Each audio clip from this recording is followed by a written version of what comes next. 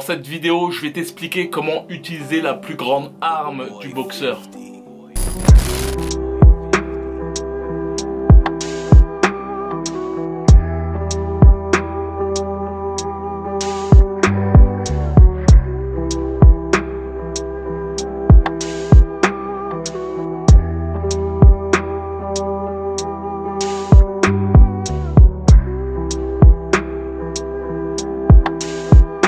Salut à toi, c'est Chinois. Dans cette vidéo, je vais t'expliquer comment utiliser la plus grande arme du boxeur. Qu'est-ce que je veux dire quand je parle de la plus grande arme du boxeur? Je vais parler du bras avant qui est pour moi l'arme ultime du boxeur.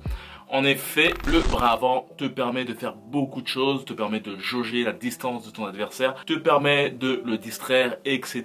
etc. Et je pense que c'est vraiment un handicap, un très handicap pour tout boxeur de ne pas utiliser efficacement son bras avant. J'en parlerai un peu plus tard, mais l'un des boxeurs qui m'a le plus inspiré avec le bras avant, c'est vraiment Roy Jones. Il y a d'autres boxeurs que je te conseille de regarder leurs combats comme Thomas Hearns ou autres, même Tyson Fury est un excellent, et aussi Vladimir Klitschko sont des excellents boxeurs qui utilisent parfaitement leur bras avant. Mais voilà, avant de commencer cette vidéo, comme d'hab, n'hésite pas à t'abonner à la chaîne Rickans. N'hésite pas à liker ou à disliker cette vidéo si tu aimes ou aimes pas. Ça permet d'avoir une sorte de feedback et ça permet de me soutenir et de faire monter nos vidéos sur YouTube. Comme d'habitude aussi, dans la description, il y a plusieurs liens qui te permettront d'avoir des liens sur des formations. D'ailleurs, il y a une formation que j'ai faite récemment sur le strike de frappe, comment devenir un expert sur le strike de frappe. Je t'explique toutes mes astuces, je t'explique comment bien te cadrer. Bien souvent vous êtes seul à la maison pour vous entraîner sur strike de frappe et même à la salle de boxe on n'a pas forcément le temps de vous focaliser sur vous, et cette formation a pour but vraiment de t'aider en termes de cardio ou autre, comment bien frapper puissamment ton strike de frappe, etc. etc. Donc n'hésite pas à aller dans la description, il y a même des liens si tu souhaites avoir du coaching ou autre. Donc voilà, on est go. Dans cette vidéo, je vais t'expliquer 4 points très intéressants à travailler avec le bras avant. J'avais fait précédemment une vidéo sur le bras arrière. J'avais fait une tonne de coups très intéressants. Néanmoins, je ne vais pas te faire une grande compilation de coups pour cette vidéo. Et pour le premier coup que je trouve très intéressant, c'est le Gazelle Punch. J'avais déjà fait une vidéo précédemment. C'est un coup très intéressant pour les boxeurs qui ont une petite taille, qui font face à des adversaires plus grands que soi. Qu'est-ce que le Gazelle Punch? Le Gazelle Punch, c'est en somme le fait d'esquiver ton adversaire pour rapidement lui donner un coup sauté. En fait, c'est un coup qui effectuait souvent Joe Frazier. D'ailleurs, lui a permis de mettre Mohamed Ali par terre et de gagner justement ce combat contre Mohamed Ali. Ce fut le premier combat contre Mohamed Ali. Donc, le but de ce coup, qui est simple, c'est de mettre son poids sur la jambe avant. De base, ton poids il est sur la jambe arrière. Le but, c'est de mettre ton poids sur la jambe avant et de sauter avec la jambe avant, en fait, justement. C'est de mettre ton poids sur la jambe avant et de sauter grâce à cette impulsion. Donc, ton poids est sur la jambe arrière de base, tu mets ton poids sur la jambe avant et tu sautes. Hop. Le but de ce coup, c'est vraiment de mettre tout son poids sur la jambe avant et ensuite de servir de sa sangle abdominale pour effectuer une torsion. Donc hop et hop.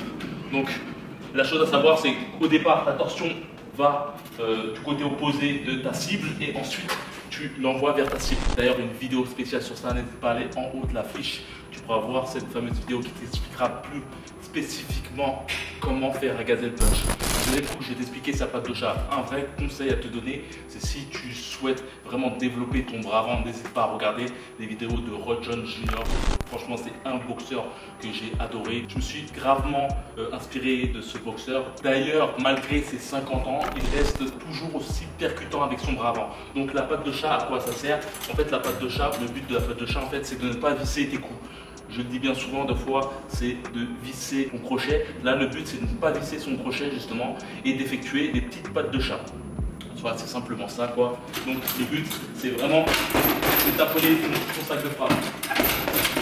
Ce coup, c'est principalement avec le bras avant. C'est vraiment simple. À quoi ça sert?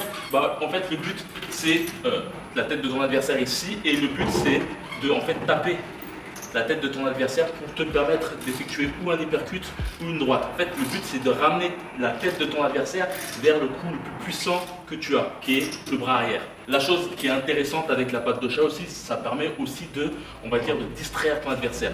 Tu es sur ton adversaire, le but c'est de le distraire.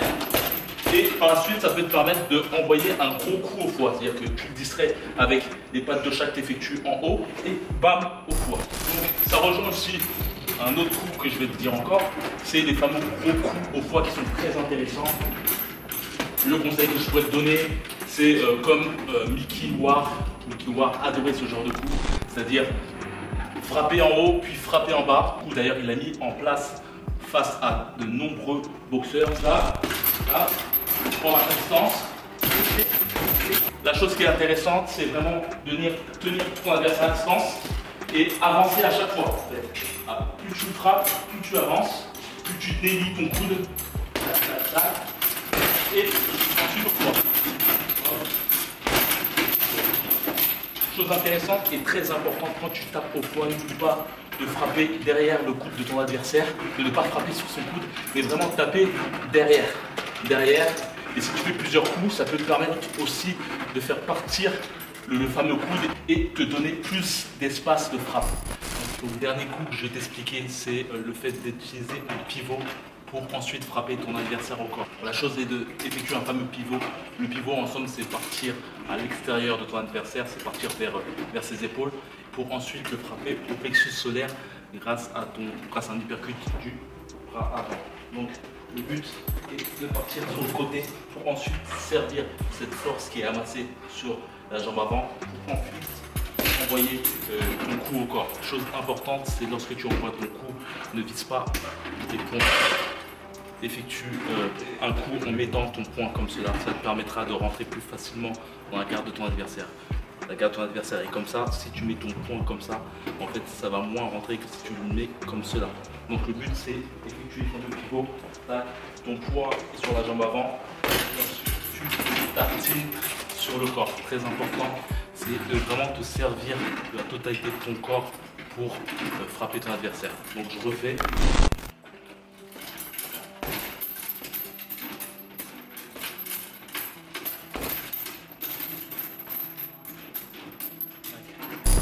Voilà, j'espère que tu as aimé cette vidéo. N'hésite pas, comme d'habitude, à liker ou à disliker cette vidéo pour me donner du feedback. Ça m'aide beaucoup. Aussi, la chose à dire, c'est comme je t'ai dit auparavant, il y a une formation que j'ai faite sur le sac de frappe. Comment devenir un expert sur le sac de frappe. J'explique toutes mes astuces et bien d'autres. Il y a aussi une explication sur les multiples façons de s'entraîner en termes de cardio pour avoir un bon cardio. Donc voilà, n'hésite pas à me contacter si tu souhaites avoir plus de renseignements. Et voilà, comme d'habitude, que la boxe soit avec toi.